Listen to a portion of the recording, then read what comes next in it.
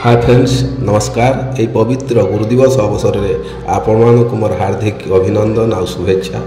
आपण मैंने समस्ते जानती सार सर्वपल्ली राधाकृष्णन जे कि आम देशर प्रथम उपराष्ट्रपति एवं द्वितीय राष्ट्रपति तांकर जन्म दिवस को सारा देश में गुरु दिवस रूपे पालन कर जाउछि। सर्वपल्ली राधाकृष्णन जड़े शिक्षक थिले। से पिला मानक खूब भल पाउथिले। देशर राष्ट्रपति हेबा परे से पिला मानकु भल पाइबारे केबे भी उणा करनथिले। शिक्षित समाज गठन एक दृढ़ प्रगतिशील भारत गठन में गुरु मानक भूमिका जे सबुठु ऊर्ध्वरे ए कथा से उपलब्धि करथिले। आपण माने एकलव्य कहानी निश्चित शुणिथिबे। शबर कूलर होइथिबारु से क्षत्रिय मानक सह बसी शिक्षा ग्रहण करिपारिबे नाही बोली गुरु द्रोणाचार्य रोकठोक शुणई देइथिले।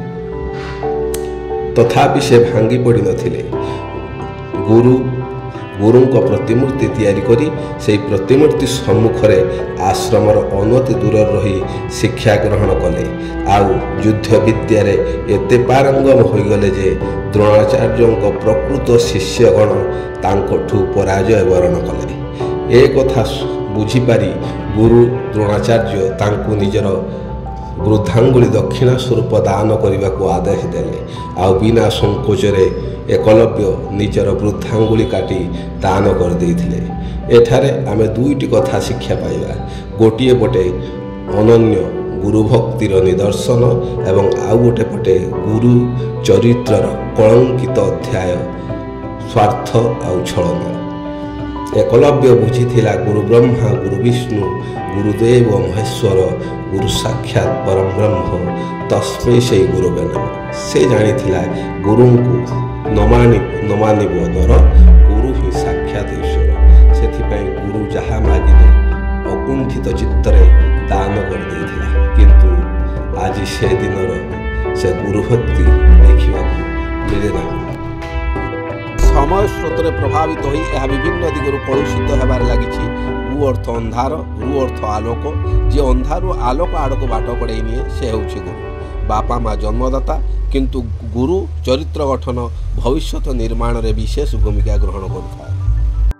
केवल स्कूल कॉलेज रे जो माने शिक्षा दान दियंती से माने जो गुरु एक कथा भूल।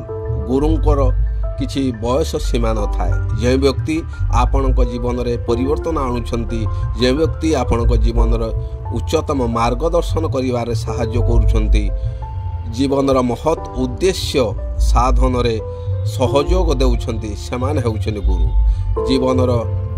जीवन रे गुरु मानकर आवश्यकता अनेक अछि। गुरु ग्रहण न करी केही केबे जीवन रे आगे पारिनी। तेणु गुरुंक प्रति उपयुक्त सम्मान आम मानकर कर्तव्य। गुरु शिष्य संपर्क एक पवित्र संपर्क।